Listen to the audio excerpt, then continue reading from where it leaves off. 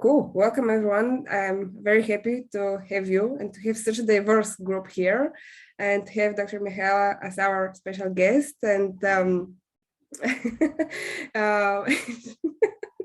yes, we don't have any specific agenda. So I'll let Dr. Michaela to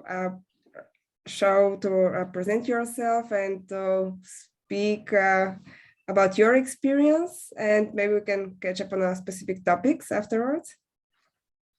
Yes, I mean, I would, of course. Hello, and so happy to be here, and thank you for inviting me to this group, and especially for creating this group, this initiative. I think it's really important. I just want to, upfront to tell you my take on this, not on your initiative, but in general. Yes, as a woman who survived a tough career in a men's world, my conclusion was that, not to make such a big fuss that, we are women in technology, women in Cardano, and so on and so forth.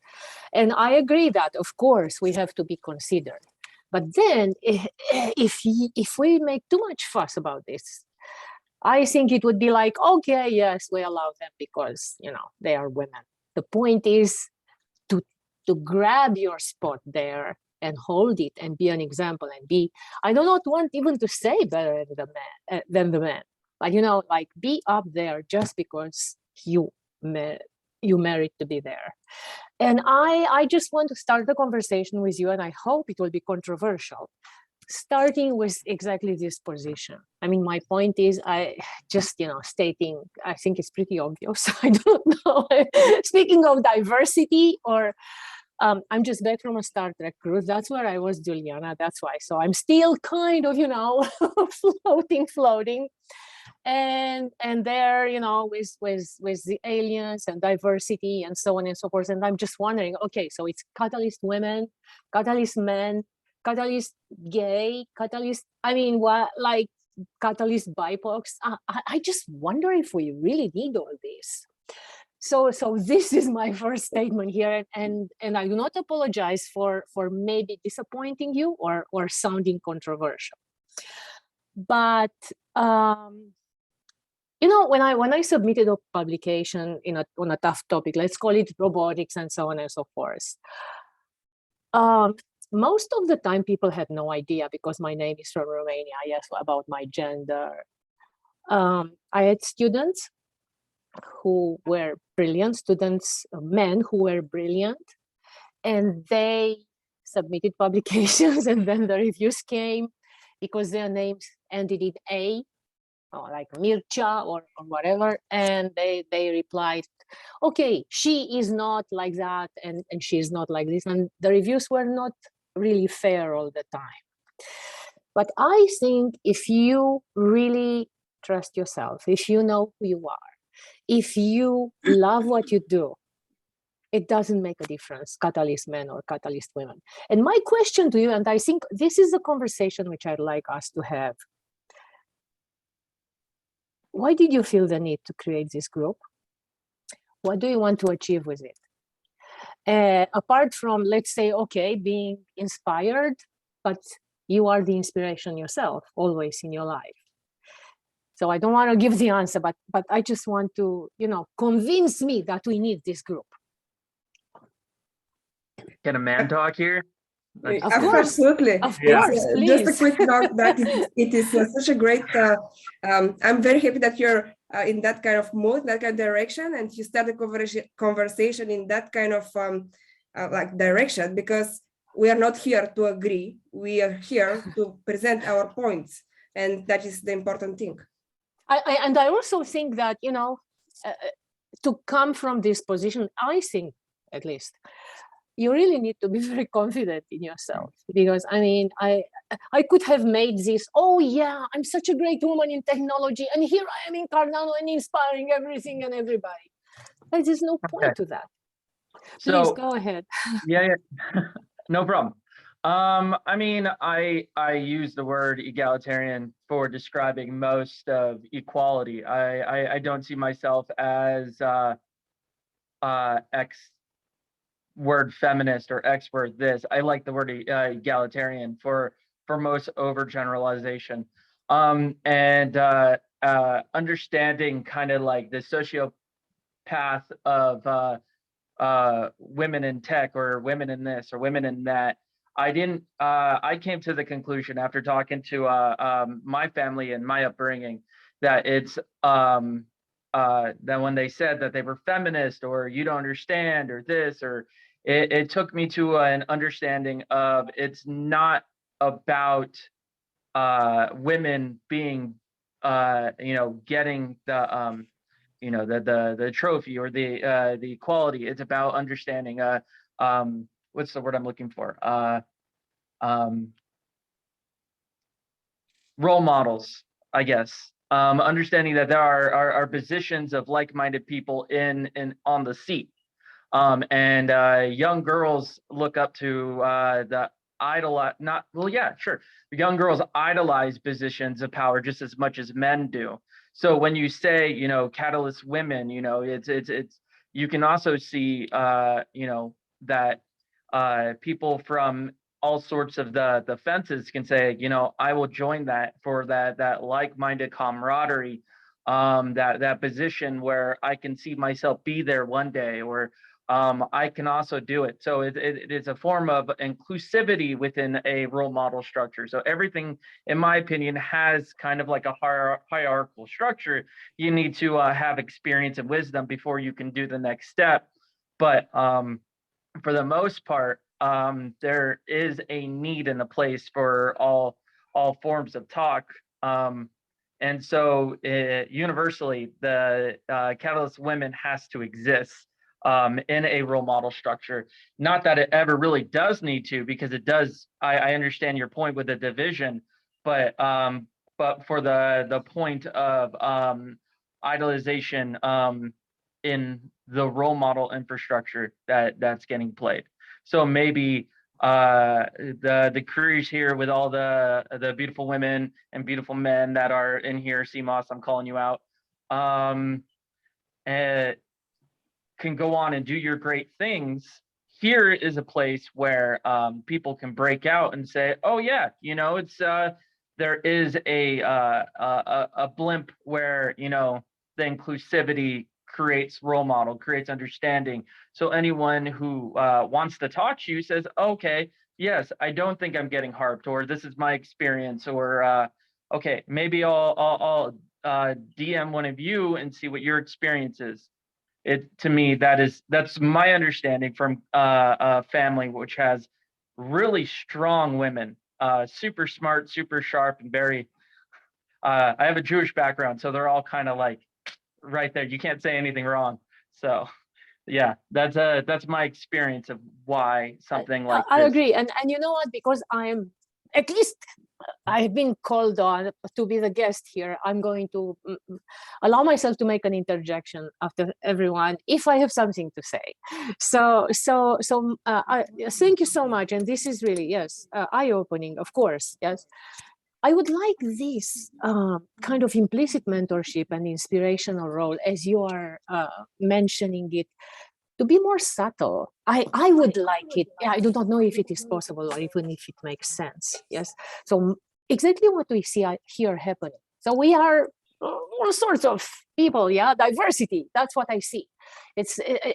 But what I would like for Catalyst Women to be inspiration. I do not know if maybe you can mute yourselves because there is an echo, and then I will mute myself when others are speaking. Thank you so much. So when what I would like would be that to have this, like, let's say at scale in the whole Catalyst framework, and then what is happening is natural to me. And I heard today as well, so many women speaking. I would like them to shine without needing a women's group, and to inspire without needing a women's group. And this is maybe, so the question comes back to something maybe more fundamental. Why do we actually need it? Can't women really shine without having a women's group? That's all I have. You didn't let Juliana answer your first question. Why does she need this? I think everybody's not letting her answer. We have to establish who is the moderator of this then.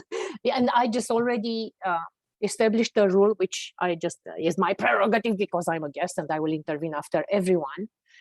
Because that's how I wanted it to go, like a conversation. But then, Juliana, are you officially the moderator? And then nobody has to let you answer or intervene, if that's how I understand. Thank you for that. And actually, we change our roles. So we believe in the decentralization, and it is not for only me. It is Dana, it is Natalie, it is George, each of us. And we came to this conception. So we will change order. Yes, Natalie and I started this with the intention to bring more women, to chase the women, because we are running a women mentorship program, and that was our proposal. And we started with the research, and that research was how many women are in the community, and that research led us to having this kind of rooms. And then we figure out by talking with different people that obviously there is a need, because there is a lot of women that are looking at a safe space to present their ideas. So that was the intention from the room, but then it evolves. It's something very interesting thing, and many people join, and that's why we are here today. We are so many. I will let the words to Alexander. He raised his hand.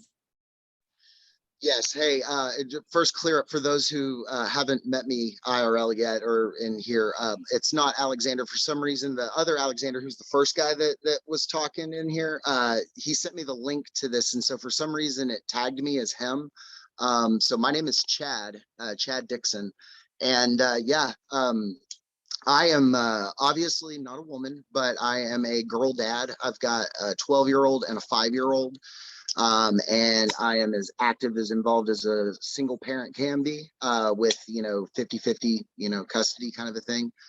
And yeah, this is something that I have really chewed on, because I see both sides of the fence, right? Like, why even have the group? Because the whole thing is inclusivity, and just as much as every other sect of human wants to just be considered human, of the whole general thing.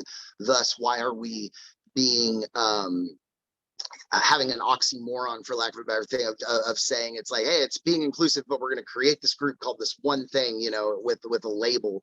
And it's like, but at the same time, when you look at it, just in general, like blockchain technology aside, but with technology in general, getting women or girls at the school level to take on the coding route, to take on those skills, that whether it turns into blockchain or whether it turns into Web 2 or whether it turns, whatever direction it could go. But it's like, I don't know if it's because of like archaic, like system things that have been in place where, like, back during wartime, it was like the men need to go fight and the women need to stay home. And so we just haven't upgraded the education system fully from like the boilerplate to where it's now where it's like, no, both men and women can be astronauts, kind of a thing. Like it's one of those things where I see the concerted effort just now being placed in middle school and high school, where the marketing, and because that's my background, is like marketing and advertisement and stuff, and that it's like it's gone right just now towards girls and stuff of, hey, girls can code too, and and making it to where it's whatever. And it shouldn't even be that way, right? Like, it should be just from systematic. It should just be humans should be coding like from the get-go and everything. But and I apologize, somebody's got a leaf blower behind me. I'm gonna mute right now. I apologize.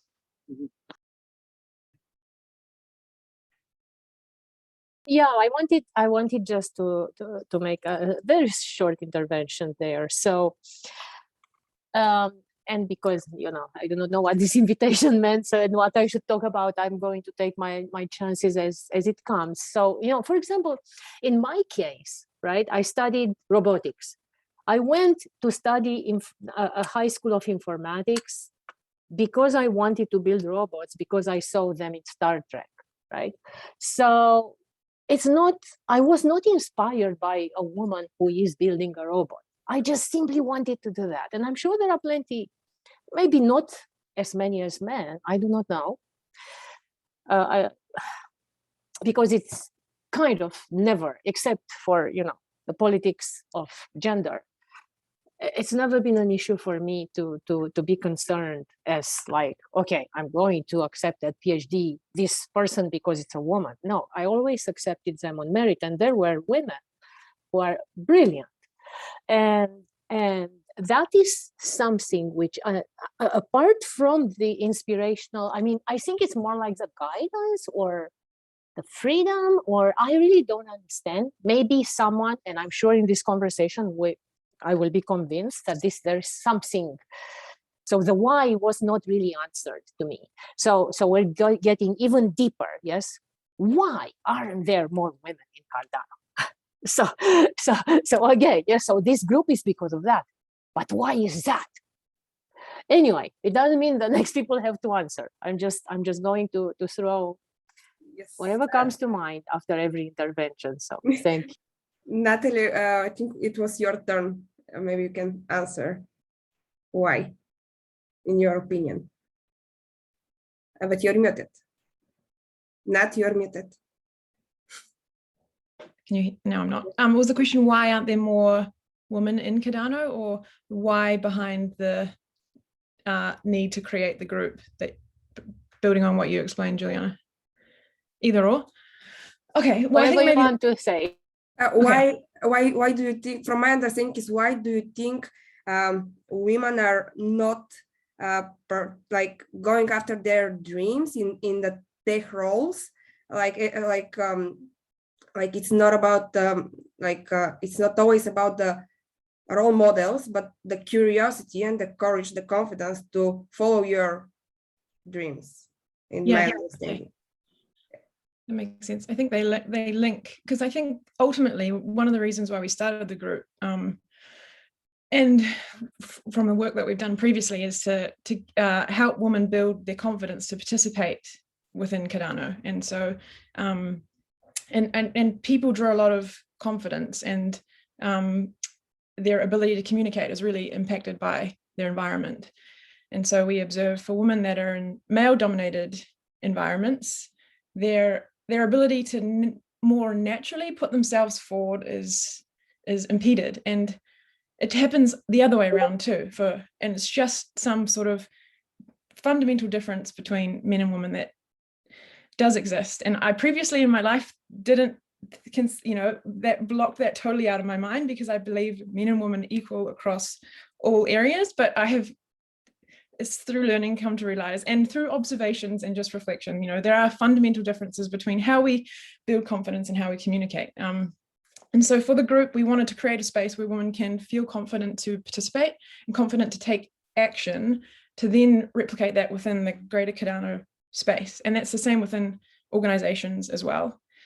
And so I think that's also part of the reason why there are fewer women in technology or within blockchain, is because those pathways, or the way that those industries are communicated, and probably because they were mostly built by men, which was just the nature of the time, means that there's less familiarity or pull for the majority of women. That's what I really believe. Obviously there are exceptions, but just as a sort of blanket macro view. And maybe because of course I've been in other settings with this community, and I remember at one point I mentioned, so there was a lady who wanted to speak, and then a guy just spoke above her, and I just said, I want to hear her question. So I think this is an instance when indeed, it is possible that it just simply the system manifests itself to appear a bit less encouraging for women. And I'm going to still continue playing the devil's advocate, and hopefully you will win and I will lose my argument. And all is for the betterment of the cause, yes, which you have here, which I absolutely support. That's why I'm here. So, But my question is, and now I'm referring to Taleb's book Anti-Fragile. Yes, will I be able to express fully who I am in my full strength and power if I am kept protected, let's say, only in an environment where I feel safe, and only there I can speak? And then what am I going to do in the real world? So that's another thing here. Yes, but however, and that's why I saluted the men here, because they are the ones against whom I'm going to flex my muscles if I want to actually, become a member of the community as a woman, and in my entirety to be equal in that manner. If I stay only among women, okay, I may not be challenged enough. So this is just another position which I'm taking with regard to what you.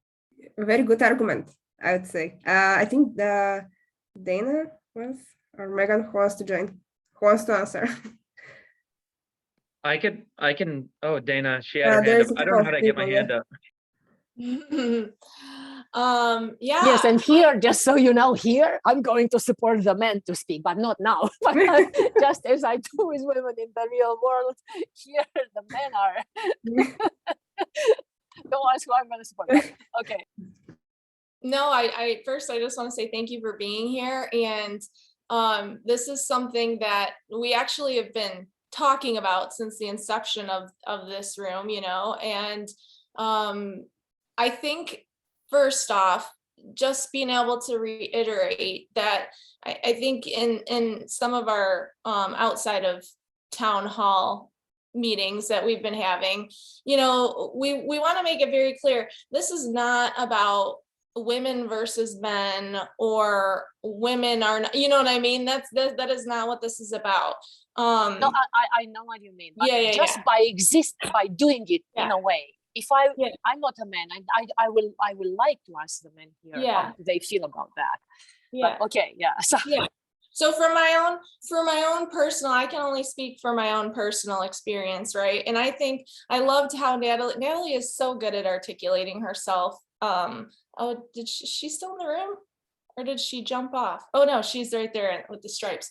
About I have to say, all of you are. Yeah, but, okay. about building confidence. And for me, I don't think, being a part of a whole doesn't mean that it's not okay to celebrate the different parts of you that make you different. Because I think that's really what this is about. In America, you go to New York, there's little Italy, there's little China, there's, you know what I mean? And you can still, but they're still American. You know what I mean? You can still solve, even in my church, right?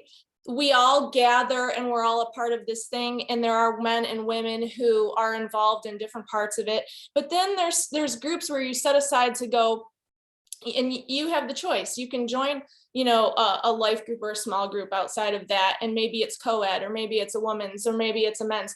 And I think it's about the free choice, whether or not you want to spend, your time outside of the whole to, interact and get a perspective, you know what I mean? That you want to celebrate.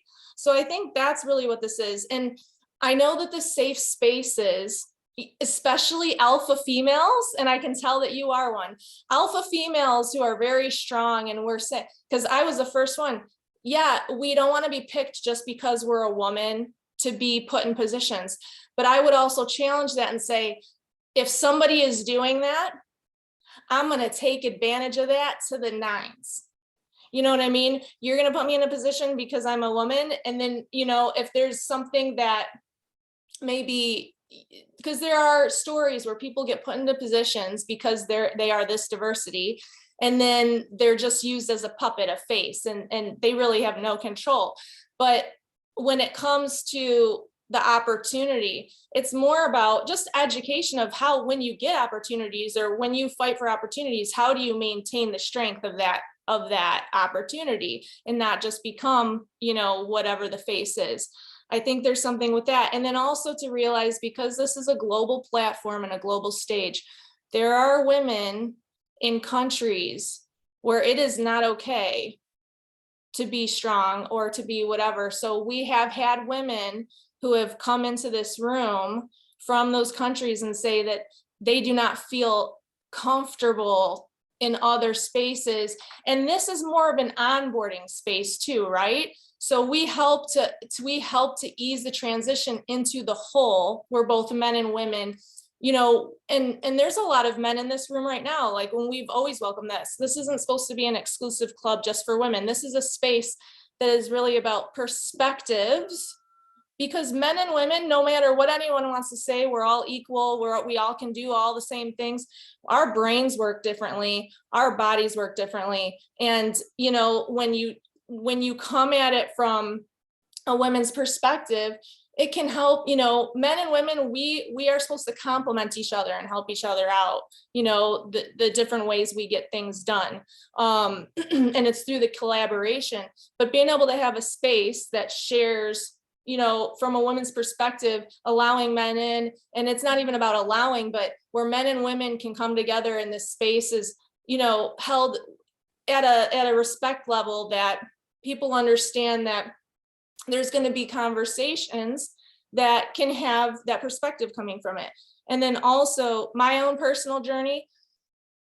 I was in corporate America for over 14 years, climbed the ladder, made my way up there. I was in a male dominated industry, very highly respected because, you know, I worked my way to the top. Because you are the best, simply as. Yes, but at a certain point, I looked back and I realized I was suppressing female parts of me in order to play in a man's world in order to get to that level. And my mental health struggled. And, you know, even it was manifesting physically in me. And so I realized when I was able to, there was a group within our Fortune 500 company that was created, and it was women who had you know, positions, and they brought in speakers to talk about their journeys and stuff. And it wasn't women versus men. It was more about, okay, you're somebody who is in our company and we want to help you thrive from the, you know what I mean? Here's our journey. Here's how, you know what I mean? You need to take care for yourself and all this stuff, because, you know, some of my male counterparts, they didn't understand how to, if I'm dealing with a hard situation with a distributor or with a team member that I was managing, and it was just like, just handle it. You know what I mean? Whereas there was more emotional connection to it. And so I needed a different perspective. You know, I had went to a number of men, and it wasn't until I found that women's group to help kind of me, you know, it helped me build up strength for how to approach things in that world. So that's just my own. And now, like, I'm not afraid, no, you know, whether it's men's spaces, women's spaces, whatever. But that's just my personal, and for you to be here, like, I've heard so much about you, but I don't know anything about you. And hopefully throughout this conversation, I would like to learn a little bit about your journey, like as far as what you do. And because Juliana we've been like anticipating you, and I know that you don't want to be put on a pedestal and things like that, but I think it's important for women to see the journey of other women and what they're doing, and just have even the network, you know, and support. So those are my 2 cents. I talked for a long time. Thank you guys for joining. Yes, and thank you so much. And, you know, so you made it clear, for me at least, one thing, which I think it makes a lot of sense. Yes, and this is now back to my childhood. You brought me there in kindergarten, and my mom brought me there first day, and I didn't know anybody, and I started to cry, and I just didn't want to go there because I didn't know. It was something unknown. And a friend of mine, yes, she was there, and she came and took my hand and eased me in. So this came to mind when you said that, those ladies from countries where, women are more segregated with women and that do not feel comfortable in a space with the opposite gender. And that would be a space to ease them in. And maybe others as well. So to start their journey into Cardano. So in that way, in that sense, it makes a lot of sense to have this group. So they, whoever feels like, they would join it. Okay, so it's my door to this mystery, which is Cardano and this technology, and I can learn and see if it is for me or not. But I just wanted to tell you that, so with regard to, so in this covers maybe a comment of yours and just a little bit, yes, about me, very little, because it is what you see here. Yeah, this is me. Yeah, so there may be myth or whatever, and my professional photo, as you say, and other things. But men also have to suppress a lot of their authentic selves in corporate America. So it's not only a woman's issue, and I'm sure they will share with us. And I know it firsthand for many reasons. Yeah, so obviously we, as women, live with men, and I raised 2 sons, and I know their journey also. So it is not only us that suffer in corporate America. I think what is important is to live our authentic selves and to achieve our, just exactly, that's why I love Catalyst, our highest purpose and human potential while staying authentic, which is what I see happening here. So, but thank you so much for sharing about your experience, which obviously I can relate a lot. Many of Megan, I think you are next on the order. All righty. So I kind of had 2 points. I initially started having a point with what Natalie had said that she got me thinking of, but then also there was something else I thought about. So 2 things. One, I remember to the point of like tech and biases, I remember something that's really stuck with me and that I can't stop thinking about. There was this Native American indigenous guy on TikTok that I follow that was pointing out something. I saw this TikTok like 2 weeks ago or so, and he said something about how one of the things that you have to remember is that embedded within every single structure and system that you interact with, whether that be your cell phone, whether that be Facebook, whether that be your email, there's always going to be little bits of who the creators were, the biases and cultural values of the people who made it.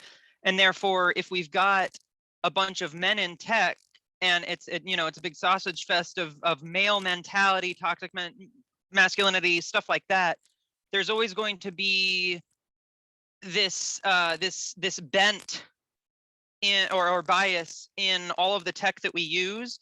And so that's one of the reasons that it's valuable to have special women's spaces to empower us and to get folks to strip away that that bias in all of tech, all of blockchain, all of just the way that it's engineered to its fundamental, most basic levels, to pull that away from that masculine energy to make it more equitable for all. And that's not just a gender thing, that's for all minorities, whether that be money or race or anything. The second point I was thinking of that Dr. Uliaru was talking about the why have this this safe space, why have why be like coddled, for lack of better words, in these women's groups, is that a couple weeks ago, I don't remember if it was Marta or who was pointing out about that there's a load of us women and girls who enter a certain field, and then after a little too long, in whether that be research doctors and professors in the academia field, whether that be programmers and coders in the tech field, of just getting demoralized and broken down just by those little teeny tiny things that no man that's not experiencing those and is insulated from them is going to see. And so they won't believe you. There'll be a little bit of gaslighting. They'll say, well, I don't see it. I think you're making this up. And so so there's this huge issue where there are just thousands and millions of girls or women who want to be involved in tech, who want to be involved in blockchain, want to be involved in programming or the corporate world, like with Dana, but little by little, the microaggressions and such just build up and eventually you burn out. And so, you say like, forget this, I'm out, I'm doing a career change, I'm out. And that right there is the exact issue of why these women's spaces are so valuable, is to help guide those women and girls that are getting demoralized because like with the stake pool operators, they're being assumed that they just don't know any of the tech. And it's like, no, the women have the intellect and you're just being silenced. And just like a little example that I want to bring up, there was a perfect example of this. I forget if it was last Wednesday or 2 Wednesdays ago. We started the breakout room, and as we were still like in the icebreaker stage, some guy just like mentioned some offhand comment of like, do y'all like cream pies? And most of us women were just like, yeah, sure, they taste pretty good. And then a lot of the men stepped in and basically said, oh, don't answer that, don't answer that. That's some sexual thing. It's a really, really dirty thing. And it's just little crap like that that the women's spaces to a degree shelter against, of like, no, bro, you're not going to be a tech bro here. You're not going to bring that negative energy and sexualize us when we're here to talk about our intellect and our brains and our programming. Yeah, that's pretty much all I got. Yeah, and in this way, in this sense, I agree that women need safe spaces like this to encourage them. That, you know, you brought up a lot of issues which I would like to further investigate. And one is, and I was wondering, I do not know why was I wondering. I think it was a proposal because today they were presented, and I think I saw an SPO led by a woman or something like that. So my question is, like, are SPOs which are led by women not joined by men just because they don't trust the ladies? I personally don't know, but this may be an issue. And in that case, I do not know how would I solve it, even in this group. I mean, yeah, okay, then we're not gonna do our own SPO, and that doesn't cut it. But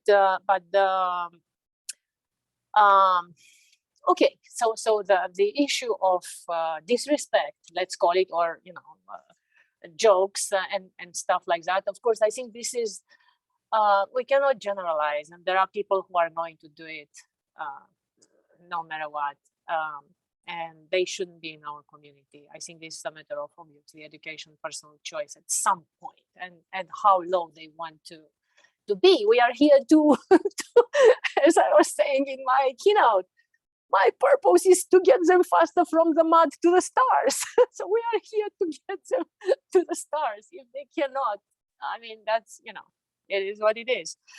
But they shouldn't be here. So I agree that we need protection in that sense. But also, if anyone can give me a hint about, especially the men here, if they would join, I trust that they would be honest with us. If they would hesitate joining a woman-led SPO. Harry, I think it was your turn. Hey, so I'm over 50. So the first thing is I have no idea what we're talking about now. I put my hand up about 12 hours ago. I knew what was going on. Now I have no idea. No. You say what you wanted to say, obviously. Yeah. So I'm joking, Michaela. So because I've just found the chat button and I've seen there's 23 chats, including one from Mercy. Hi, Mercy. So hi, Harry. yeah, so I'm waiting to hear from you. Oh, yeah. There's several layers you can take this at, yeah. And the obvious one, as I know I've spoken with Juliana before, and Natalie, was this business about take away male and female and talk about masculine and feminine energy, which everybody has in different degrees. So we're not going to talk about that.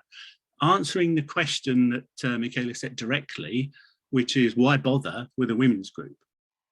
For me, if you take it up, and I love the anti-fragile reference, if you take it up contextually, it's actually just about a culture. And I think, as Megan was saying and a couple of other guys, it's a culture and a system. So my example of that, and I went through this myself in British Telecom, when we started off in 94, 95 with data and internet and all those things. There's quite a famous case study, and I can't remember the technology, but basically Lockheed Martin make aeroplanes. And a long time ago now, the issue was most of the people at Lockheed Martin made engines and aeroplanes with propellers on. And that was their business, and that was what they did, and that was really brilliant. Then these really evil people came along and said, yeah, but we could make airplanes with engines in, jet engines, not propeller engines, jet engines.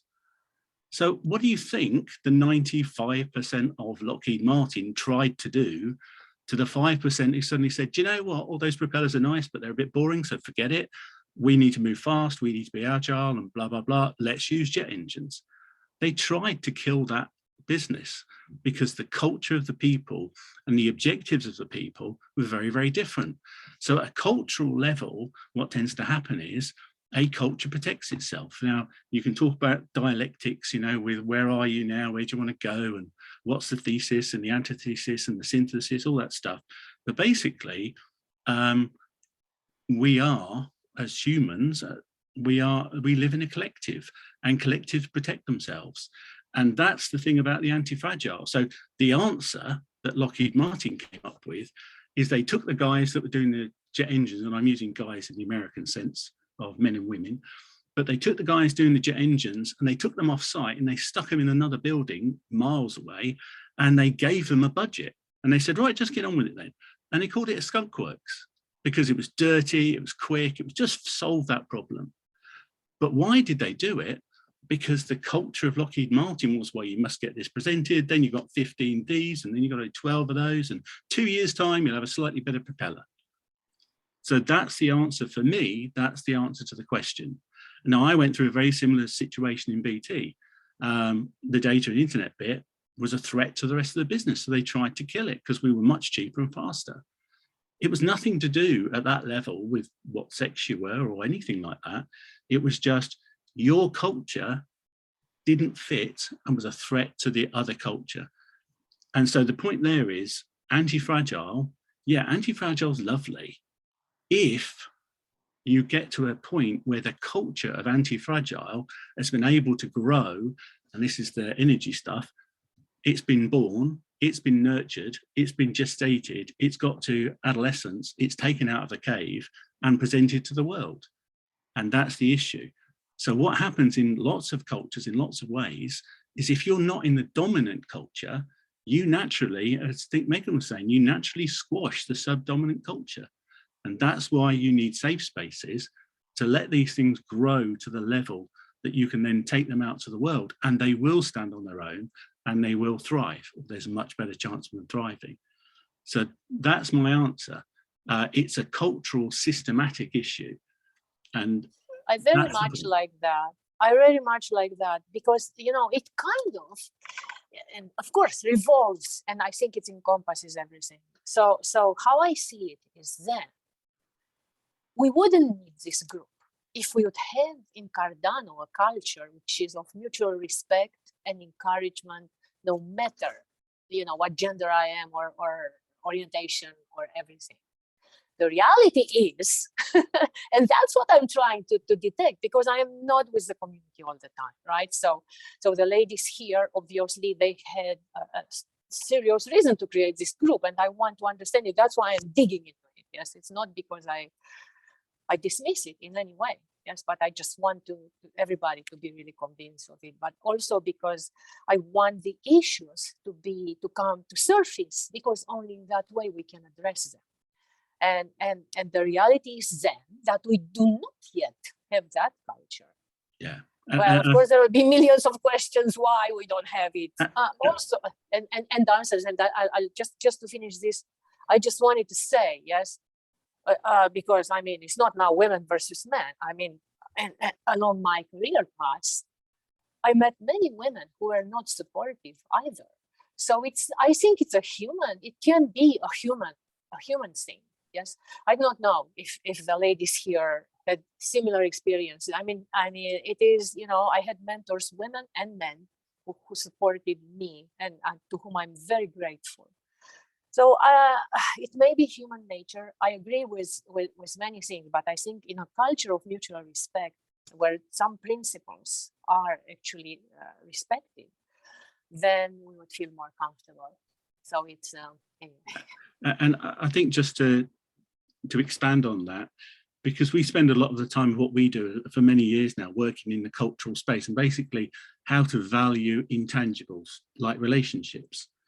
And again, it's not male and female. It is, are you more commercially focused where you like the numbers, or are you more intangibly? And even that whole word of intangible is the victors. Tangible is good, scientific materialism, intangible is bad, and people.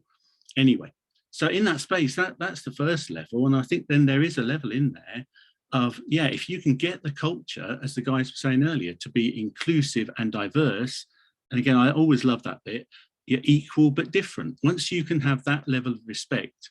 And then the other thing what I'd say in there, Michaela, is the bit about what level are you operating at as a community. So most places still, and I include academia in this, and we coach a lot of academic guys, a lot of the problem in academia is it's very competitive. So it's not collaborative. And so the first bit is get from competitive, win-lose, to collaborative, win-win, then get to integrative, which is win-win-win. So we do stuff together and somebody else benefits, like a customer. And then you get to generative, which is win-win-win-win. So everybody wins out there. Once you get the culture to there, then you've got the norms to be able to go back and say to whoever is not getting respect is the issue, isn't it? They're not getting respected for who they are. Once you get to that level, then you can go back and sort that out. And it was a bit like, there was a conversation I sat in on a few weeks ago, and it was the one that was saying, how do we build a listening culture? And so that's, for me, is it. Just take the context up from listening. The focus is culture. How do we build a respectful culture? And then that will evidence in different ways. And under that, and the bit I've got for you personally is, and you know this, as you said, you've got all of you guys are all powerful women, and that's good. And that can then be great, because when I had lots of female staff, I found it really hard, and I was a VP in BT and WorldCom, I found it hard to find them good mentors, because the women were masculine alpha males, alpha females, if that makes sense. They'd learned how to fit into the male system and beat it. And the answer is guys like you guys, where you are who you are, and you've got the awareness to know when things are not right. And so that's why I would say having a group for women is really powerful, because I think, like one of the guys said, I've got a 15-year-old daughter, and I think we said this a couple of weeks ago. My thing for her is yeah, she'll be brilliant at whatever she is and we'll support her. But the more of these barriers you can knock down, the more awareness you can grow, the better it'll be for everybody, because not everybody's confident. And that's my point for you. It's brilliant that you're a super confident role model, but there are, like you said, people come from abroad or whatever, different culture, they're not necessarily going to be as confident in that space. And that's me. Thank you very much. No, that's thank you so much. I don't want to qualify any intervention. I was almost saying that's brilliant, but it's like it's wonderful. Thank you so much. I just wanted to say that for me, something is emerging here, and I think you have a big mission, ladies, with your group here. I think this group is going to nurture the principles for the culture of Cardano, and this is actually, yes, a culture of diversity and what you said, inclusive, diverse, equal but different, or vice versa, right? Different but equal, and to find those principles in which we, the ladies of Cardano, are going to feel comfortable outside our group. So I think that's very cool. so thank you, and I knew that something will emerge here. Thank you. I think it was Joe or Alexander. I don't remember who was that. Who's next in order? Okay, I guess I can go. Yeah. I think you wow. are next. I thought you were before, so it's okay. Alexander, then Joe. Cool. Yeah, no, what was said already was already really well said, I think, across the board. And for lack of redundancy, I do think that the necessity for you know, women's spaces create an immune response for the furthering of the culture. I thought that was like a good response from the guy who talked last. So eventually, you know, like kind of like you, Mahela, hopefully I said your name right, have brought up the you know, it's like, why do we need this? That's the immune response to the already seeding kind of like the grassroots of, you know, women are strong enough, so you know, you can go out and be the person that you are. And my partner, she's in tech. She works at Microsoft, and she, within her work culture, has all sorts of women's groups to talk about finance, to you know, different levels of whatever complexities. And you know, even she can disagree with her cohorts and her peers. And for the most part, she has. As she told me, she's like, "Oh yeah, look at this financial stuff. It's all propaganda, whatever." Um, but you know, it's within that, you know, finding your way. It's that immune response that we kind of curate. Whether this the creation of the Catalyst women for creates role models between us all, or understanding or camaraderie of communication. I do like the idea that it is cultural. You know, I believe I'm very Jungian in my concepts, where everything kind of breaks down into archetypes, you know, and we create like an existential paint. And so that particular cultural identity is something that creates discussion and you know, goes into different bubbles and creates bridges, and it's all necessary in my opinion. And then eventually, like was said here, you know, you know, the bubble creates its own kind of purpose to where there's no more need. And yeah, and your responses to why we need it and the responses to why we have it are both valid. And so yeah, until the discussion is no longer even needed to be had, then it's necessary. And what I noticed as you were speaking is, at least as I see it, maybe I don't understand the names and I apologize in that case, that I think we have at least equal representation here for both genders, and maybe even more male. And I see this group, as I say, because I want to really express my deepest gratitude to all our male colleagues who have joined this discussion. I mean, they could be, you have seen how many choices they had? I mean, it's like, come on, they are here, right?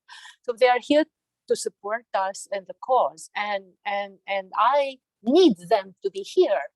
Why? Because we're going to build together the principles of mutual respect, and the principles for that culture in which all of us will feel respected and free and how would I call it? Yes, free to be ourselves and to really develop ourselves to our full potential, as independent on gender. So that's what I see crystallizing in this group. Thank you. John, do you want to jump in? I think Megan's next. Yeah, Megan. Okay, Alrighty, so that's moderator. Let's see if I can get this thought out in a coherent way. And you'll have to forgive me again, because I'm always at work while I do this. So I'm like in and out and in and out. So I might be like rewinding us like 15 minutes because I missed some chunks while I was fielding calls. But anyway, kind of back to that idea that I've been really stuck on, that I was talking about earlier, about like the indigenous Native American creator that was talking about all of the systems and structures and how the biases of everybody gets embedded with things. One of the things that I was thinking of furthermore about having the safe spaces and such is two things came to mind. So one, I'm a super big foreign language nerd and I love studying foreign languages. And I use this program called Drops. And to celebrate Women's History Month currently for March, my lesson like 2 or 3 days ago, it said like, hey, we have one for women's history and women's health. You want to do this lesson? And I was like, hell yeah, sure. And a lot of the lesson was about like menstruation, periods, tampons, pads, heavy flow, light flow, all this stuff. And I was thinking, you know, like that's really cool that like I'm learning this, because like in my French classes, in my German classes, in my Hebrew class, I never learned any of that. That's not something that you just like commonly learn about. So that was really cool. And then another thing that I was kind of thinking of is like, I know at least here in the US, which I'm pretty sure most of the world kind of knows pretty well, was largely built by like white men with some pretty racist stuff. I've followed and learned and gathered from some of the folks that I talk to and interact with that apparently a big issue that a lot of Black folks, at least in the US, face and have to work against is that there's loads of like completely normal, natural Black hairstyles of like the way your natural hair grows out of your head that for some reason is considered like workplace inappropriate. And so like, you know, some white girl might be able to have her like long hair or in braids or whatnot, but yet some other woman or man that happens to have like the African style of genotype hair, phenotype hair growing out might choose a different style. And for some reason, there's this bullshit where management's like, you need to change your hairstyle. That it's not seen as professional. And so, so with those types of things in mind, I was just thinking, let me see if I can get my notes out, of that for the safe spaces, we need that empowerment and normalization of things from those minority groups to pull things out of being taboo or inappropriate, you know, against talking about, and more towards that freedom of where you can freely mention it without catching hell and grief from whatever privilege group. And by doing so, furthering everyone's mental health and well-being by being able to speak and express more freely without that like censorship. And like, if we think about it, like blockchain technology as a whole, one of the main concepts that people talk about is that it's censorship resistant.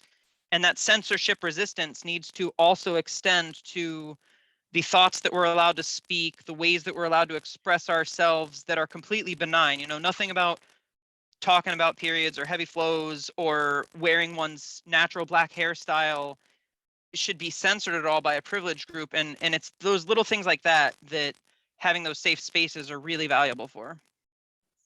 And you really want to embarrass the gentleman here, I think. But anyway, it's I think that's really great. How I hear this is coming back to the authenticity which we are losing in corporate America, and it applies to men and women, as you mentioned. Yeah, I mean, there are requirements and so on and so forth, and everybody is losing a part of who they really are. It's not only women, yeah, it's men as well. Have to have this haircut or wear a tie and a suit and feel very hot and whatever. Yes, so they're also a lot constrained. But I think what is mostly relevant here for us is that at least that's my experience for the little time which I spent in the Catalyst community, is that here definitely everybody can be themselves. At least that's how I felt. And indeed, there is a dedication for, you know, achieving the best of our potential, of the human potential for each and every one of us, and there is acceptance.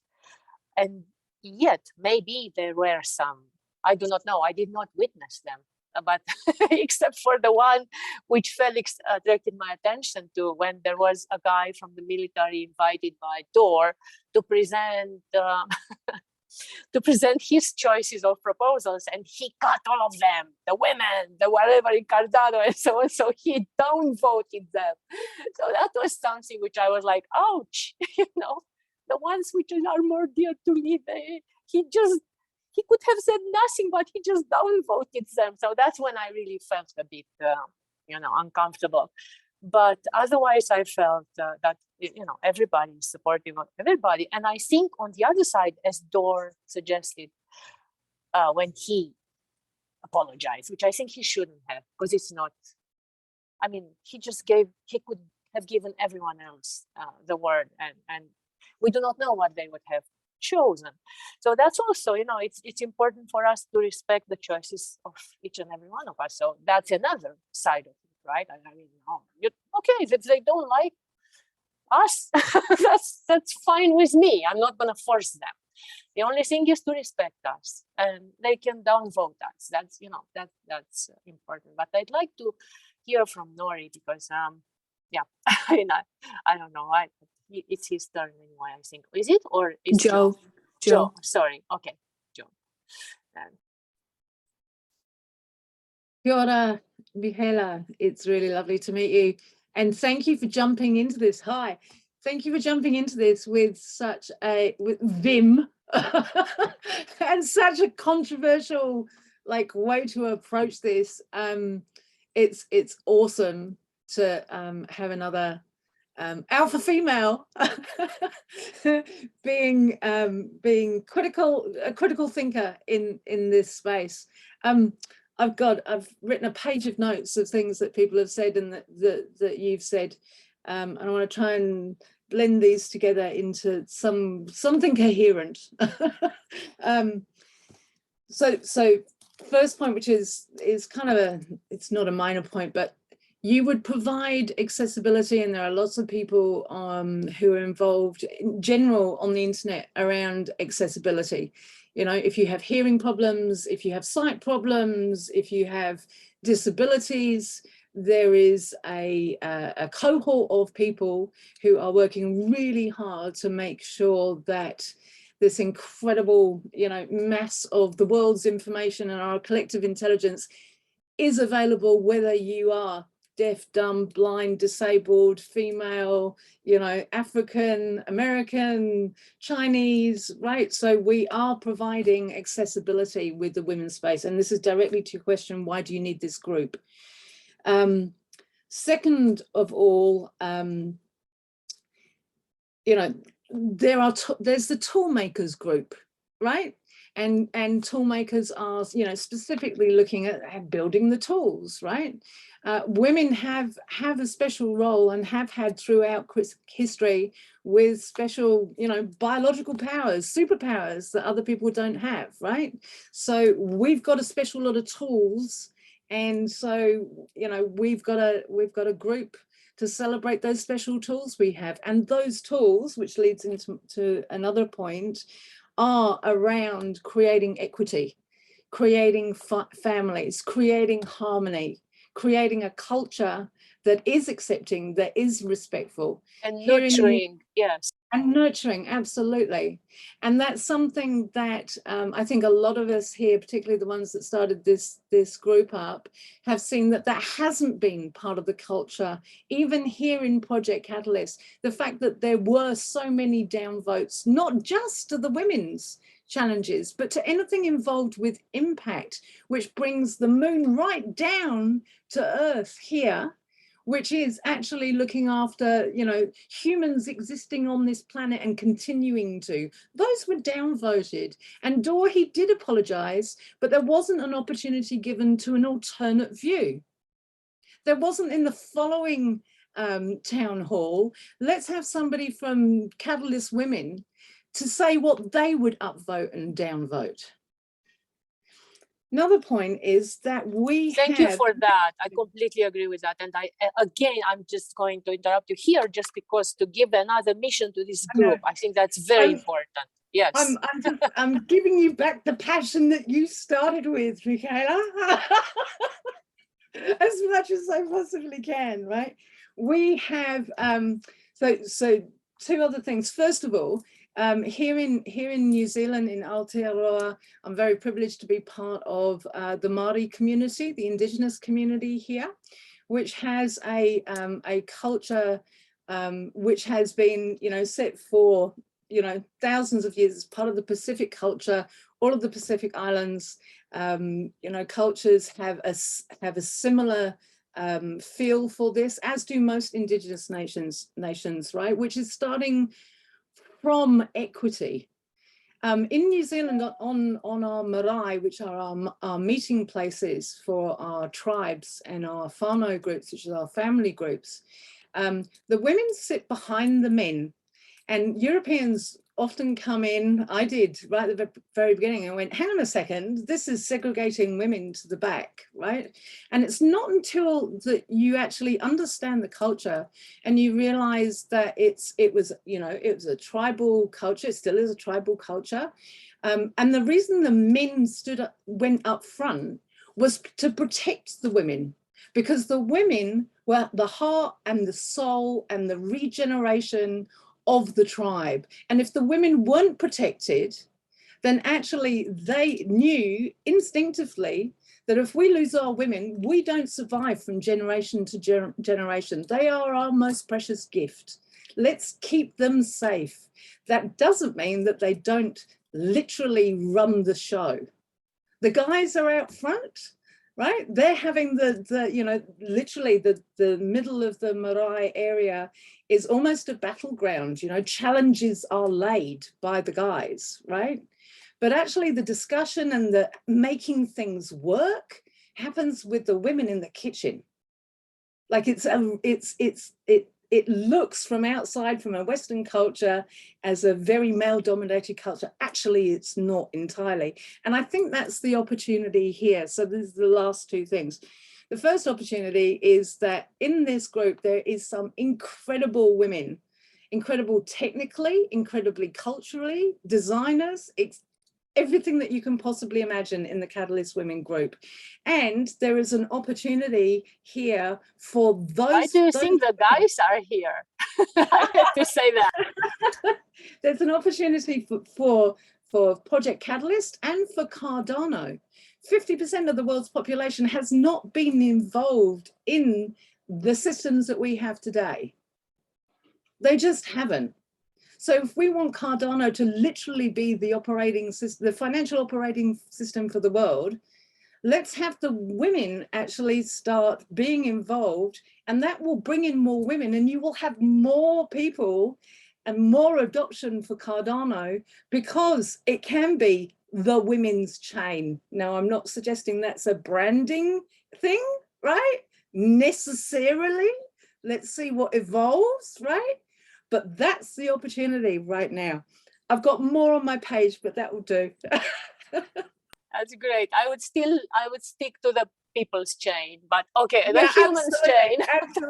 Absolutely. I'm a provocation, right? A provocation just like yours. Thank you so much. I have no comment to that. I mean, like, yes, ditto.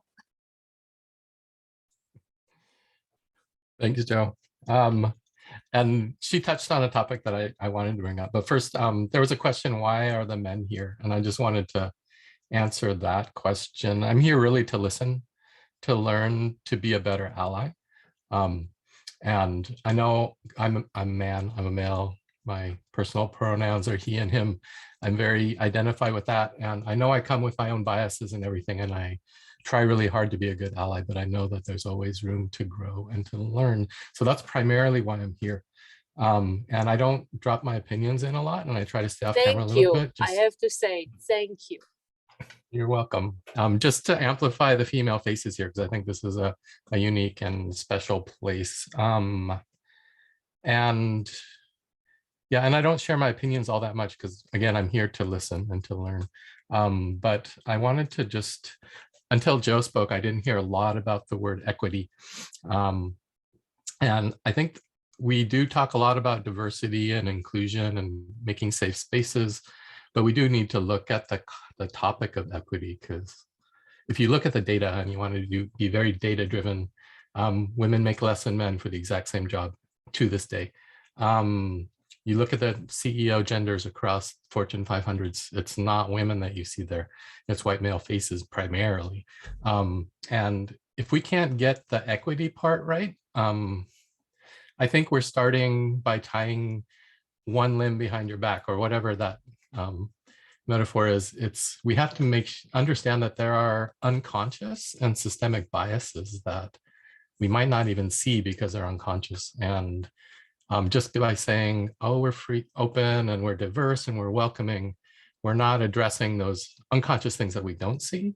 And it could be things that No, and prevent. just as an example, because yeah, she just said it, and I think it is an important example for what you just said, is that yes, I mean, maybe Dory was biased, because to him, I mean, he didn't give us the opportunity to say something, and now only when I heard it, yes, it's kind of stuck with me, and I'm like, I feel angry about that now somehow. Yes, I mean, the guy downvoted us, but we couldn't say anything.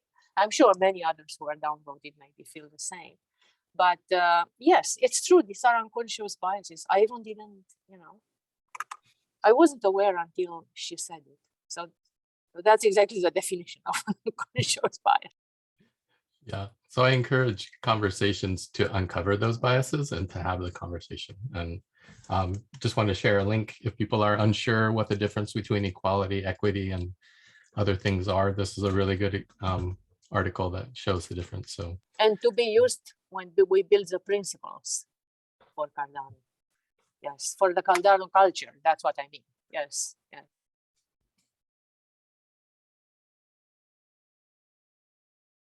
Thank you so much. I mean, I already interrupted you, so I had what I had to say, but I just wanted to make one more reference to the lady from New Zealand, because I mean, it's this is again a complex thing. Yes, so the tribal issue, right? I mean, yes, tribes are good and tribes are maybe not so good because they compete with each other, but I feel comfortable in my tribe and I deal with certain things there. And I need to learn to co-create and coexist with other tribes. And that's another thing which I think is very relevant for our group here, for the women of Cardano. Yes, we are a tribe, and here we learn to coexist with the community. And all the gentlemen who are here, I really am very grateful because they are our teachers. That's how I see it. Otherwise, we just would, we would have the self-reflection, and we cannot get the feedback. So thank you.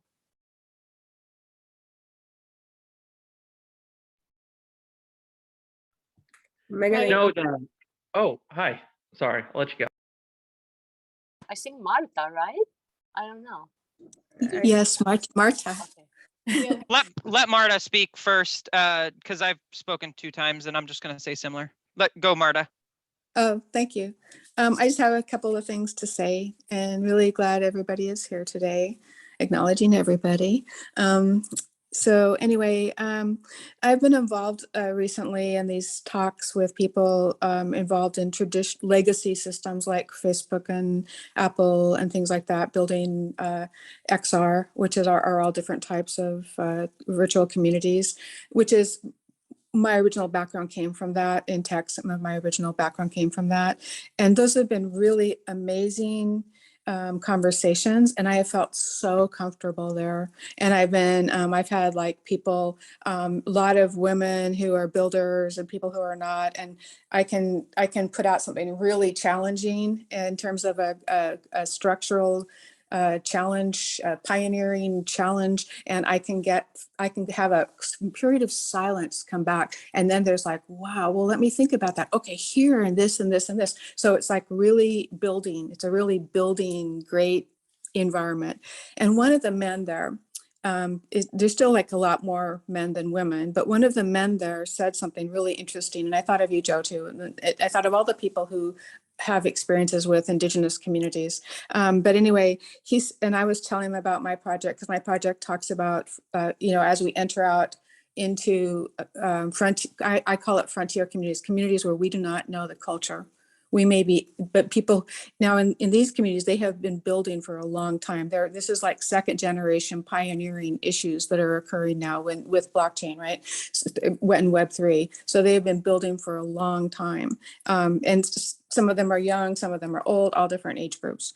But anyway, he said, and when I was, so a lot of the feedback was when talking about non-screen based interface, was like, well, they just have to be educated about technology. And I brought this up before, but he said, this is interesting, this is the point, is that there are communities that we will engage with, and it isn't that they don't understand technology, it's that we don't understand their technology. They have their own technology.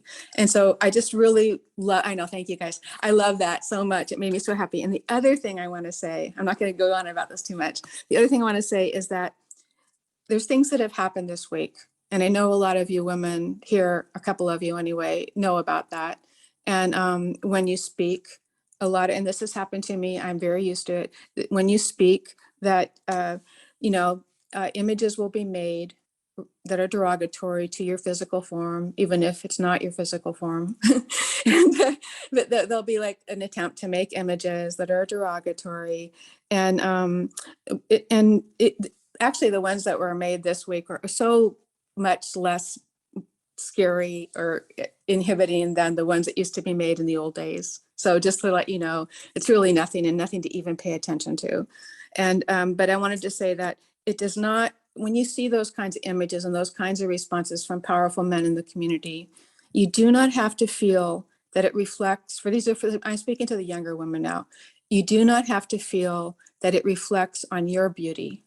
It does not reflect on your beauty. It does not reflect on your attractiveness and to your potential for seeking a male partner or being identified by beauty, which is the power that young women have. So I just wanted to say that. I wanted you to know that you will not be treated in the same way. You will be treated differently, and your beauty is intact. And you do not have to push it out there in order to be like, not feel that you will be targeted in the same way. Because that broke my heart to see that people were doing that. It broke my heart. So don't worry, just keep going the way you are. You're in a different space than older women are. You're in a space where your beauty is very important to you. So I want to say that I would protect that. And then the other thing about the whole, you're more than the sum of your parts, which I think somebody was referring to here. I was referring to that. So I was referring to the part of because in earlier days when I would program and compete with males that were really talented, they would my students got targeted, my young women students, and they got targeted, and they get emails like, what's your dress size? You know, that was one of the most common ones. So I just wanted to say that, that's what wore them down. You know, that it was like a stupid thing. It's a really stupid thing, but those kind of little digs, you know, those are just digs. So anyway, I just wanted to say that do not take those things seriously. Do not, just ignore them. Don't respond in a way like, I'm not aligned with that person because she got targeted. I'll separate myself from her because I might get targeted too. Don't feel you have to do that. So anyway, that's all I have to say. Okay, bye. Thank you so much for that. That is a very powerful intervention and very, makes me, worried. I mean, I didn't have this experience because I'm not on your channels. Obviously, I assume it's happened somewhere on Telegram or who knows what happened. But of course, I've been through experiences like this along the years, and I also noticed that men do this to men as well. It's not only to women, and they just pick on someone and they can be so aggressive. I did not experience anything like this coming from women, though. So that is something where I'm thinking maybe this group indeed is needed to feel safe in that sense, because I know that social media can reveal our ugliness indeed. And just yesterday, I don't know if you have seen it, it was posted, at least on my YouTube channel. There was an episode on Lex Friedman with Mark Zuckerberg of all. And Lex stated his own position vis-a-vis social media. And he said it's not only Mark's fault. It is because social media is a reflection of who we are. And it's just, if we would become better people, it will have a better environment there as well. So these are fundamental issues. They are not only that they are against women, it's just human nature. And we know that. That's why I am not on Twitter. I do not think I can express in a few words what I have to express, and there's so much discord because of this, and maybe that's my way to protect myself, now to confess here. Yeah, so here we are, the women's group. Okay, I was contesting that we need it, but I'm not on Twitter, right? I need my own protection. And so there is a reality here that comes to the fore. And you, Marta, pointed to some, fundamental thing, which I think it's more human nature, but we have to consider it. And I do not know how we can solve it. It is human nature. No, it is human nature. And I agree with you on that. I think it is human nature. After having experienced things for a long time, it's human nature. And we have to figure out that, I think. But also, speaking of anti-fragile, with the years, I became really numb to whatever they say about me. I know who I am. I know what I can. No matter what they say and whatever faults they find about my appearance doesn't touch me anymore. But that's also, there's another side to it. I mean, if we become that cynical, is this what we want to be, or we want to care about the others and how they see us? It's complex. We're not going to solve it today, but thank you for bringing this up.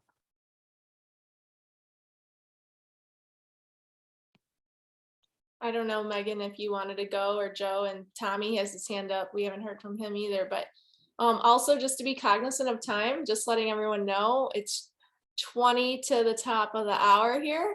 And so just, I don't know when I have a sharp stop at the top of the hour. I was hoping maybe earlier, but this is exciting now. Yeah, no. It's amazing. Everybody to stay on who wants to stay on. I think we were also in the spirit of, collaboration between men and women. We were going to talk about some Catalyst proposals too. But Megan, can I propose that then people who did not speak at all, they speak because they have very limited time, and then we go in line with those who already spoke, if you don't mind. Yeah, Tommy. Okay. All right, I'll be brief. I've been listening for an hour now, and it happens when you open that breakout rooms and you're like, oh, 20 good choices, where should I go? And I was supposed to be somewhere, and I went away from there to see where else should I be. And I've been in the women's group since the first one, and I've watched all the consecutive ones if I didn't make it. And it always feels like coming home, and it's always safe, it's always inspiring, it's always new perspectives. And I knew it that this is the place where I want to be, but I just had to go and check, is there something important out there? But I almost feel like those other groups are trying so hard to get things done. But when I come here, I don't need to try anything. I can just listen and be inspired. So thank you, everyone. I agree. I could not agree more. And I wanted to thank you all for having this group. Indeed, it is. I mean, I'm surprised. Yes, I did not expect it's going to be so interesting. And this is a compliment, trust me. It's not that I did not believe in you. So I'm like, okay, what are we going to do here? A bunch of women around the coffee table, playing cards, who knows? And this is so exciting. It's amazing. And thank you so much. It's just because of who you all are here around this table. Thank you. And again, other principles are coming to mind now. Cooperation, indeed. I mean, in a woman's group, you find principles which are more natural to, and to the nurturing of the human potential than maybe in the normal groups where, let's be effective and get things done and step over dead bodies to get things done and so on and so forth. So thank you. If anyone didn't speak and has a hand raised, Chad, was that you, or you meant to say something, to say goodbye? I didn't understand your sign. But if not, I think then we can go on in order of the people who spoke. Whoever rose the hand first, I apologize, I don't know. So hopefully you do. Megan, you're up. All righty. Okay, I think you guys can hear me. So what was I gonna say this time? Oh, first thing I was gonna say, I sent earlier in the chat, I'm just resent, copy pasted right there again. There were some TikToks that I saw a couple days ago that in my brain, because I'm so stuck on this concept, because it like really rocked my world. To what not Marta, it was Joe was saying about the Maori meetings, where when you come in from an outside perspective, you see these women behind the men and you're just like, oh my gosh, this is so degrading. And then you learn, when you learn more about it, you're like, oh dang, that's actually kind of brilliant. Those TikToks that I shared that I'm like so mind blown by, about just like completely overturning everything about your perspective and how you're seeing things. That guy is like a research professor, I believe, who's Navajo, and he was talking about how the horticulture of a lot of Native Americans, particularly in like southwestern California, he was talking about how there wasn't necessarily domestication of animals for the purpose of like eating meat or whatnot, and there wasn't like farms and agriculture as a European mindset would think of. But he described about how it was that they not terraformed, but they basically had their entire environment set up to where the buffalo roamed from the Pacific coast to the Atlantic coast.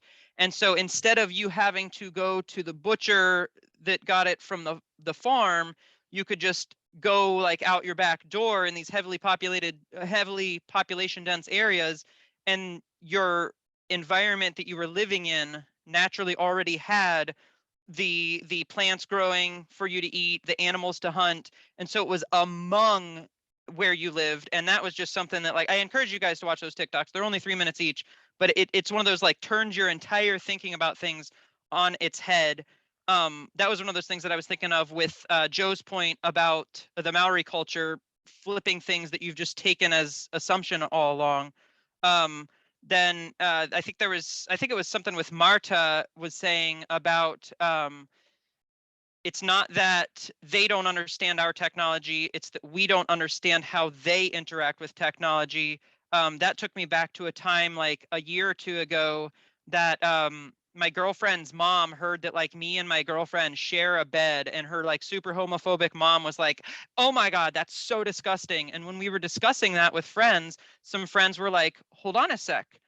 Is it actually that it is inherently disgusting, or that she felt disgusted by the idea? And that kind of segues right into one of the women's spaces issues that's on my mind, about how kind of with this patriarchal masculine way of thinking, a lot of folks kind of dump problems onto other people. But more importantly, there's an emotional labor, an internal emotional work that we have to, process and regulate our emotions. And for some reason in the capitalist society that most of us have been raised in, we tend to value like manufacturing and production of like goods, things that you can buy, these tangible physical things. And for some reason, we tend not to value emotional work or emotional labor on that same plane and same level. And so there's just so many things about what often is seen as like women's work that gets devalued or paid less for, whether that be childcare or housekeeping, homemaking, cooking, food production for a family, that's seen as women's work, and we just devalue it. And then my last thing, one of you had mentioned an interview about Lex Friedman and Mark Zuckerberg, and somebody had said something about it's not just Mark Zuckerberg, it's like the whole culture. And that had kind of been what I was getting at earlier. I had a couple thoughts related to that, where like a lot of people in the US for politics, they love to scapegoat this one individual person because that's easier on the human thinking system, the human cognitive system, to just find this one person that we can point at. So a lot of people, the right wing will say, oh, Joe Biden, and the left wing will say, oh, Donald Trump. And it took me back to when I was taking this course in college studying about the Holocaust. And I swear to you, practically every single thing, every movie we watched, every film, every book we read, every poem had the same exact take-home message where they said, you're completely missing the point if you are thinking of the Holocaust as a 1930s to 1940s Nazi Germany issue. The whole idea is that this is part of the human condition. This is part of who all of us are.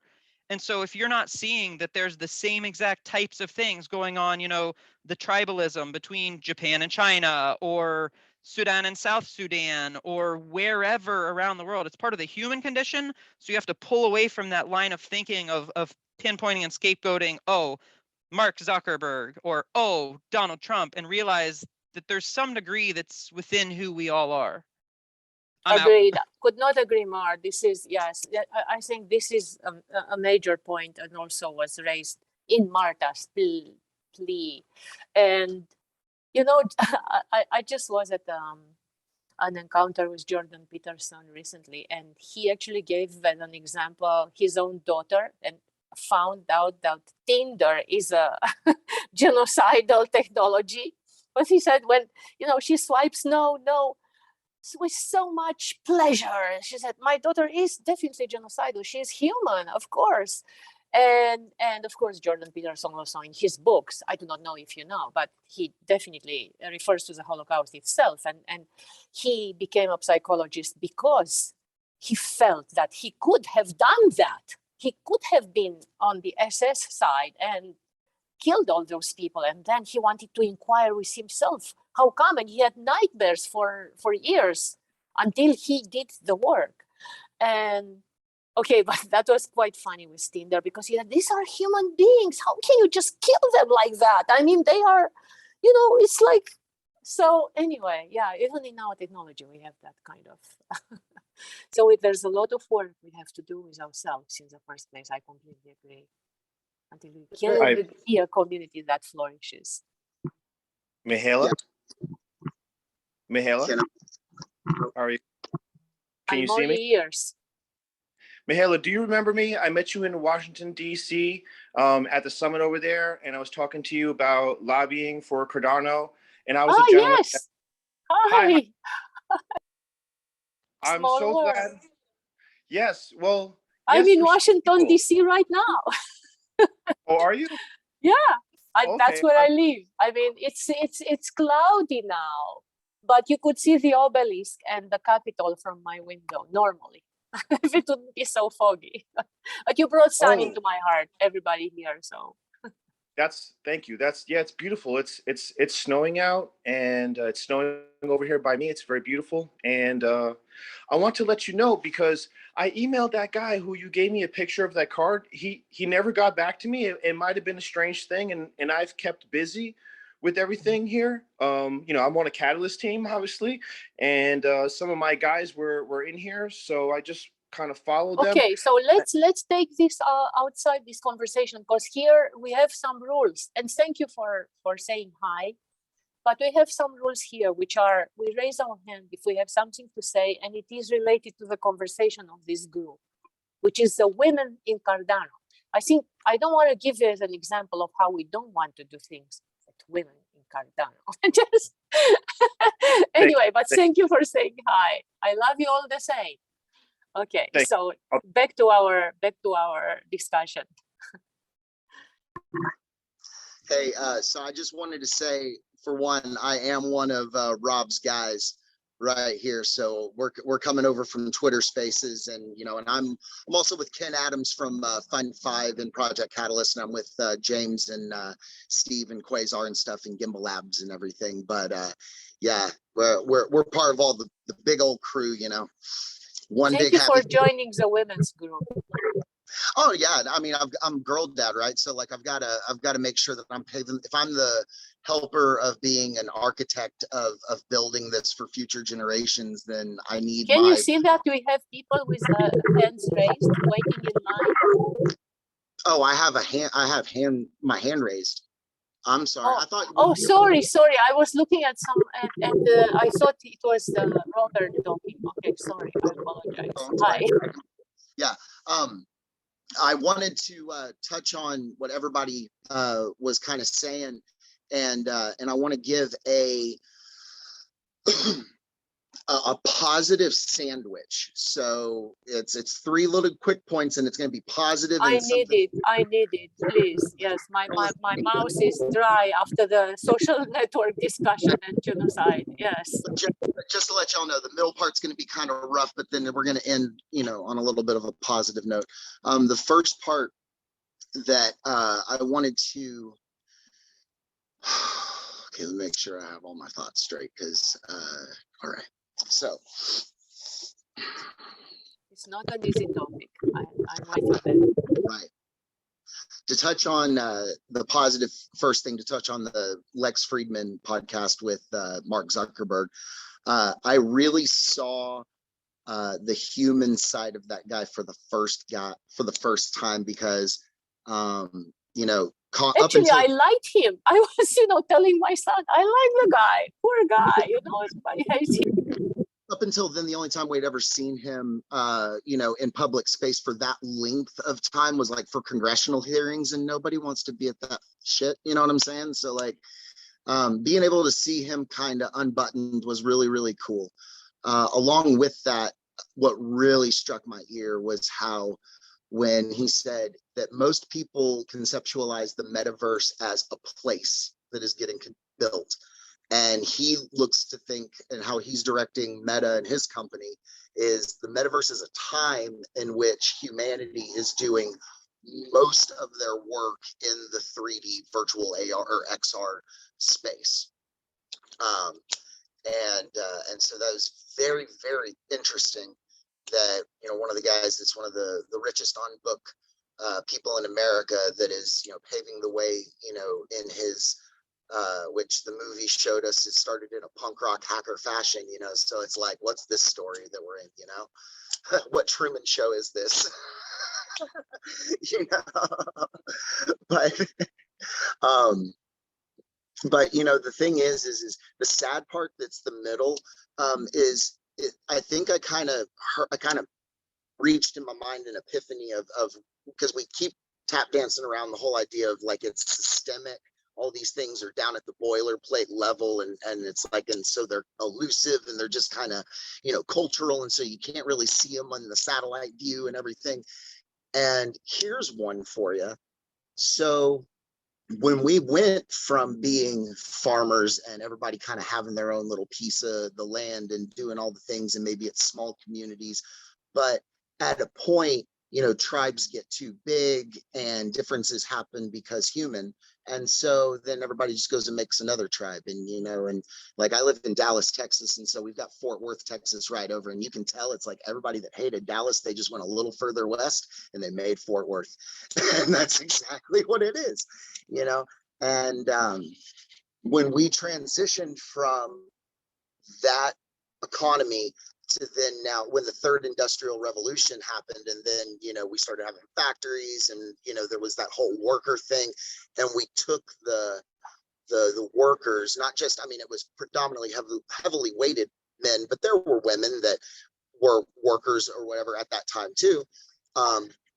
It's really just who's built for the job. You know what I mean? It doesn't matter if it's a man or a woman. It's just if a woman can lift something heavy and do some shit, then she can get hired for the job. You know what I mean? It doesn't matter, it's just whatever actionable item needs to be done and whatever deliverable needs to be achieved, and the best way that can happen, and so but when we transitioned from that, that's where that division happened, because it doesn't work to empower everybody like a small community does. Because like the small town, everybody, the little girl that lived on the farm that dreamed one day that she was going to be a sheriff in town, like there was that story kind of archetype thing, and it wasn't like she was oppressed, like whatever. It's like yeah, maybe the boys around the neighborhood, she would have to like prove herself, but that's like it wasn't like coming from like a top down, like I don't know, I'm using a shitty example, but like the main point that I'm getting at is when we moved over there, it was like systemically sewn in so that the division between men and women benefited the larger system, because they could, instead of worrying about all the minutia of having to like, okay, well, there's different kinds of women and different kinds of men. It's like they just wanted man and woman, and they wanted one door for one and one, and because that was efficient, you know, that was the like rigid, you know, whatever. And all of the shit that happened in American history, you know, pretty much is to that point, that it was that rigidity that really kicked us in the ass. I mean, we were a great Navy, like we were, you know, obviously, you know, George Washington and on, you know, there were several decades and generations of presidents and leaders and stuff that led us into the 20th century with the Industrial Revolution and everything. But like, we all know that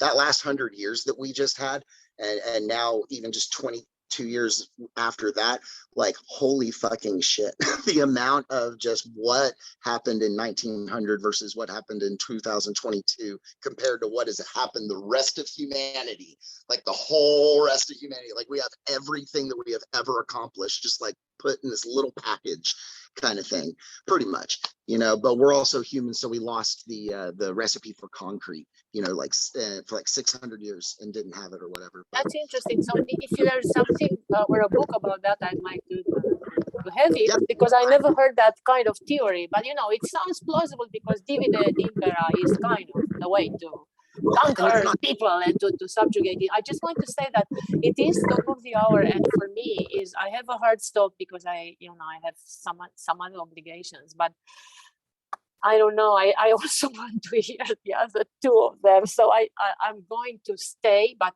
only for the ones who have right now the hands raised. So I just wanted to give this notice to everyone else, because this is too exciting. I did not expect it, and it's wonderful. I hope to be at many more. In the Oh, future. I wanted to add I real think quick. it's sorry, I think it's Jo's turn. Let Alexandra go, and then I'll finish. Yeah, she will have the last word. I prefer that anyway. Awesome. Yeah, because mine wasn't as important.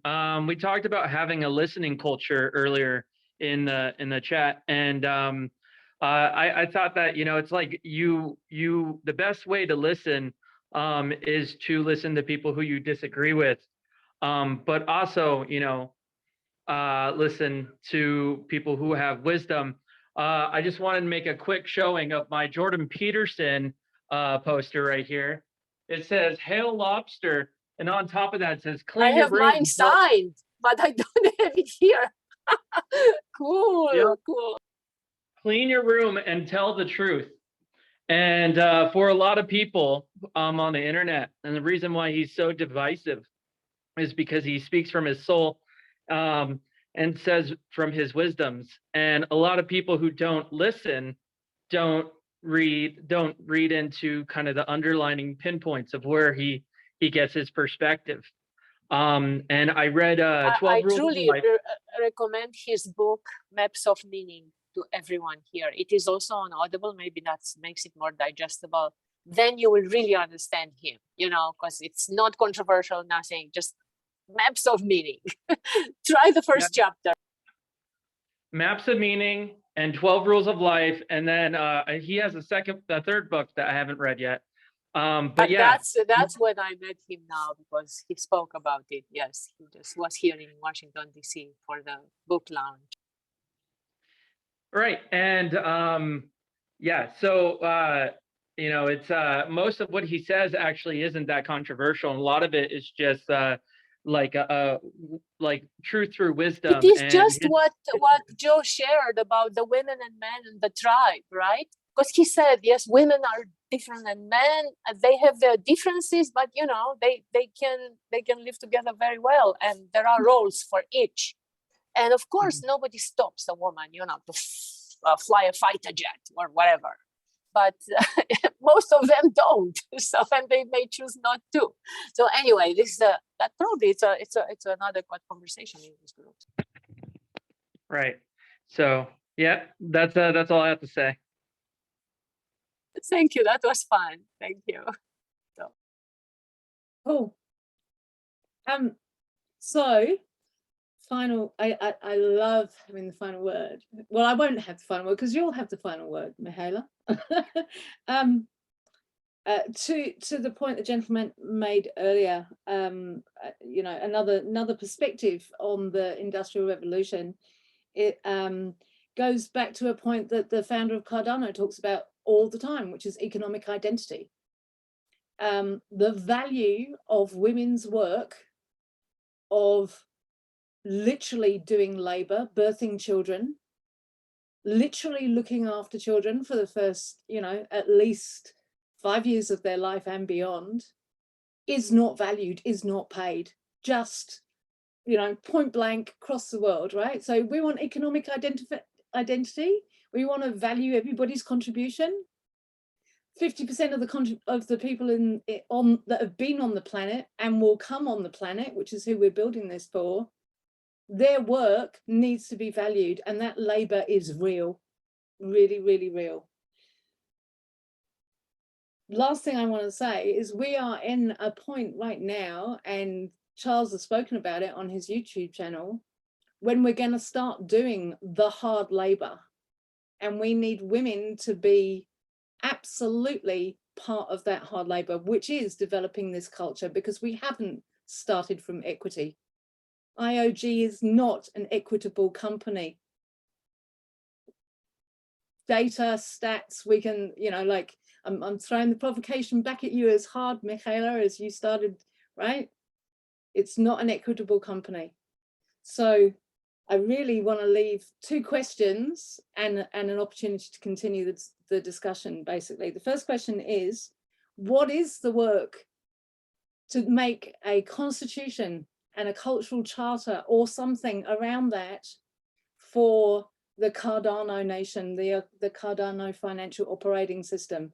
Is it going to come top down from IOG, or is it going to come bottom up from the people of Project Catalyst that are contributing to this, and particularly from the women who haven't had economic identity since the start of our economic systems as we know them today?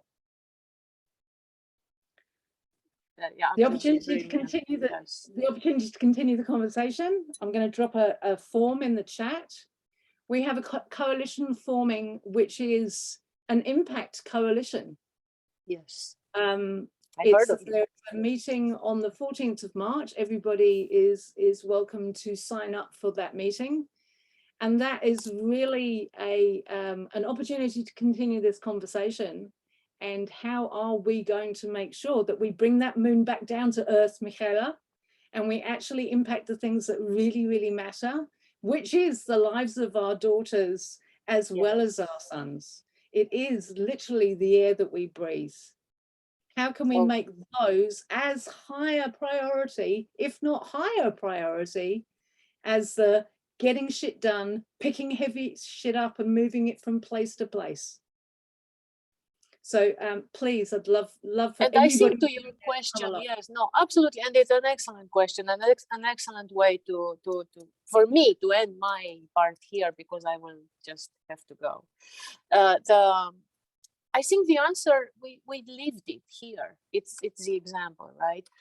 So the principles for a culture of Cardano, this is our mission here, and it emerged. The mission emerged. I started with dismissing the necessity for this group, and the mission for this group emerged from the conversation. So this is how I see the principles for a culture of Cardano being formed, through such conversations and through such invitations to groups like this.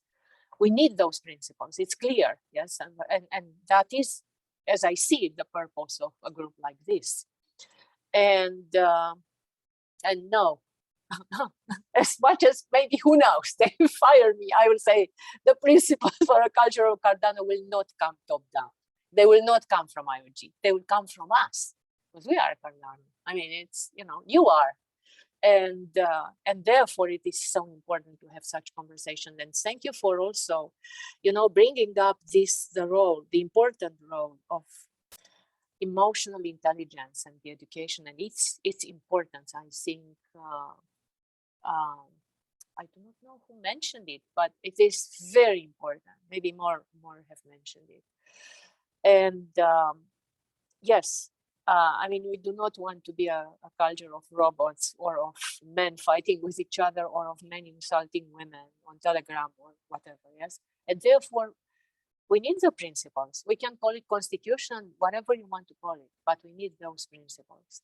And yes, I look forward to working with you on them. And thank you so much for this initiative. I mean, yes, now I am sold on it. You won.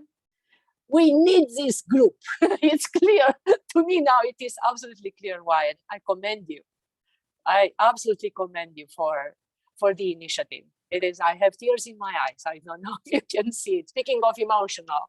That's awesome, and thank you for taking so much time. It's almost 2 hours now for your time. It's absolutely I do not amazing. know when it flew. I would stay with you for centuries. I cannot wait until the next one.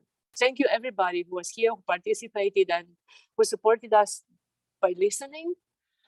And I look forward to hear from you in the future and also to be working together with you. I got the links from everything. I'm just saying goodbye to you and all my love. Thank you.